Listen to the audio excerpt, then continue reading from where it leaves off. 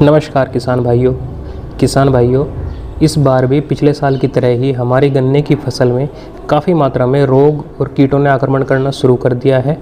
हालांकि पिछले साल ये रोग और जो कीट थे वह जून के महीने से लेकर सितंबर के महीने तक आए थे, लेकिन इस बार ज़्यादा तापमान होने की वजह से यह रोग और कीट हमारी गन्ने की फसल में समय से पहले ही आने शुरू हो गए हैं।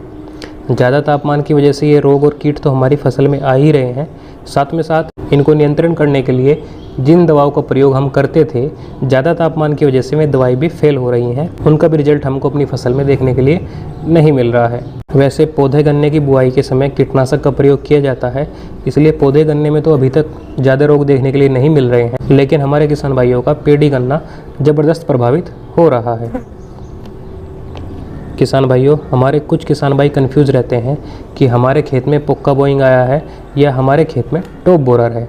किसान भाइयों, इस समय हमें अपने खेतों में टॉप बोरर का आक्रमण देखने के लिए मिल रहा है। किसान भाइयों, अगर टॉप बोरर के लक्षणों की बात करें तो किसान भाइयों, इसमें हमारा जो गन्ना होता है उसकी पत्तियों में छोटे छोटे छेद दिखाई देते हैं। और किसान भाइयों, अगर हम गोब को चीर कर देखेंगे तो उसके अंदर से सफ़ेद सुंडी दिखती है, जिस वजह से हमारी जो मेन गोब होती है वह सूखती भी नज़र आती है। और जब हम इसको चीर कर देखते हैं तो हमारी गोब सड़ी गली भी हमें दिखाई देती है, जिस पर लाल लाल रंग के धब्बे भी दिखाई देते हैं। किसान भाइयों, अगर हम थोड़ी सी गौर करें तो हम अपने खेत में टॉप बोरर को आने से पहले ही संकेत पा सकते हैं, क्योंकि किसान भाइयों, टॉप बोरर आने से पहले हमें अपने खेत में कुछ पंखी नुमा कीट दिखाई देते हैं। ये पंखी नुमा कीट गन्ने की पत्तियों की उल्टी तरफ अंडे देते हैं और एक बार में 300 से 500 अंडे तक भी दे सकते हैं। किसान भाइयों, जब इन अंडों से लार्वा निकलता है तो वह पत्तियों के सहारे चल कर हमारे गन्ने की फसल की गोब में छेद करके उसमें अंदर घुस जाते हैं, जहाँ से वह गोब को काटना शुरू कर देते हैं और हमारी फसल को बुरी तरह प्रभावित करते हैं। किसान भाइयों, टॉप बोरर इतना खतरनाक होता है कि यह हमारे उत्पादन को 15 से लेकर 50% तक प्रभावित कर सकता है। किसान भाइयों, अब बात करते हैं कि आपको टॉप बोरर कंट्रोल करने के लिए किन किन दवाओं का प्रयोग करना चाहिए। किसान भाइयों, मैं आपको यहाँ पर 5 कॉम्बिनेशन बताने वाला हूँ। आप अपने खेत में रोग की स्थिति के अनुसार इनका प्रयोग कर सकते हैं। किसान भाइयों, अगर आपके खेत में यह रोग अभी नहीं आया है या हल्का फुल्का आपको कहीं देखने के लिए मिल रहा है या आपके खेत में सफ़ेद पंखीनुमा कीट दिखाई दे रहे हैं, उस अवस्था में आप अपने खेत में 1 लीटर क्लोरोपाइरिफॉस और साइफरमेथ्रिन का जो कॉम्बिनेशन आता है, जिसको क्लोरोसाइफर के नाम से जाना जाता है और हमला के नाम से बड़ा प्रसिद्ध है, उसकी 1 लीटर की मात्रा को लेकर उसमें 250 ग्राम कार्टा 50 SP को लेकर आप अपने खेत में स्प्रे कर सकते हैं, जिससे आपके खेत में जो भी कीट होंगे वह ख़त्म हो जाएंगे। साथ में साथ आपकी फसल में टॉप बोरर का आक्रमण भी देखने के लिए नहीं मिलेगा। किसान भाइयों, अगर आपके खेत में यह रोग 20 से 25% तक आ चुका है तो उस अवस्था में किसान भाई आपको अपने खेत में प्रोपिनाफॉस और साइफरमेथ्रिन का एक मिक्सचर आता है जो प्रोफेक्स सुपर के नाम से बड़ा प्रसिद्ध है। उसकी 1 लीटर की मात्रा को 250 ग्राम कार्टा 50 SP के साथ मिलाकर अपने खेत में स्प्रे कर देना चाहिए। ऐसा करने से तुरंत इस रोग से छुटकारा आपको मिल जाएगा।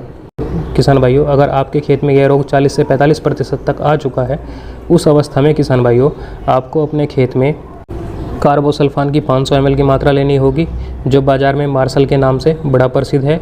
उसके साथ किसान भाइयों आपको 250 ग्राम कार्टा 50 SP भी लेना होगा।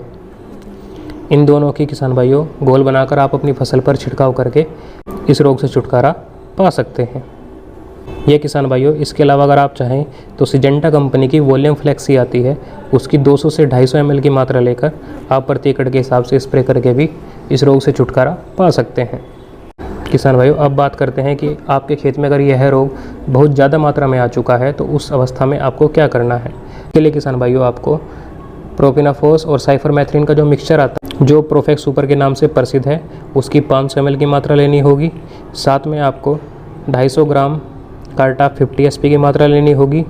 इसके अलावा किसान भाइयों आपको इसमें 100 ग्राम इमामेक्टिन बेंजोएट मिलाना होगा। इन तीनों को किसान भाइयों अच्छे से घोल बनाकर आप अपनी फसल पर स्प्रे करके इस रोग से छुटकारा पा सकते हैं। किसान भाइयों, यह ऐसा कॉम्बिनेशन है जिसका अगर आप अपने खेत में स्प्रे कर देते हैं तो भयंकर से भयंकर टॉप बोरर भी ख़त्म हो जाएगा। स्प्रे के साथ साथ किसान भाइयों आपको कुछ और बातों का ध्यान रखना होगा। जिसमें सबसे पहली बात है किसान भाइयों आप टॉप बोरर की किसी भी दवा का स्प्रे करते समय स्टिकर का प्रयोग अवश्य करें, क्योंकि इस समय तापमान बहुत ज़्यादा है, धूप बहुत ज़्यादा पड़ती है। हमारी फसल पर हम जो भी स्प्रे करते हैं वह अच्छे से काम करने से पहले धूप की वजह से सूख जाता है, तो इसलिए स्टिकर अवश्य मिलाएं। इसके अलावा किसान भाइयों, जब आपकी फसल में टॉप बोरर आ रहा हो या आपने टॉप बोरर से छुटकारा पाने के लिए अपने खेत में स्प्रे किया हो, तो उस समय आपको अपने खेत में यूरिया का प्रयोग बिल्कुल भी नहीं करना है, क्योंकि यूरिया की वजह से हमारी फसल की वानस्पतिक वृद्धि होती है, जिससे हमारी फसल में नरमाट आएगा और यह कीट दोबारा आक्रमण कर सकता है। इसके अलावा किसान भाइयों, आपको जो भी स्प्रे करना है वह धूप के समय से पहले या बाद करना है, क्योंकि ज़्यादा तापमान में हमारे टेक्निकल फेल हो रहे हैं, दवाइयाँ हमारी फेल हो रही हैं, काम नहीं कर रही हैं। इससे बचाव के लिए किसान भाइयों आपको स्प्रे या तो सुबह करना होगा या स्प्रे आप शाम में करें। ज़्यादा गर्मी के समय आपको स्प्रे नहीं करना है। इसके अलावा किसान भाइयों, जब आप अपने खेत में स्प्रे करें तो आपके खेत में पर्याप्त नमी होनी चाहिए, और साथ में साथ स्प्रे के 4-5 दिन के बाद आपको अपने खेत में एक बार और सिंचाई कर देनी चाहिए। किसान भाइयों, कृपया वीडियो को लाइक करके चैनल को सब्सक्राइब अवश्य करें। धन्यवाद।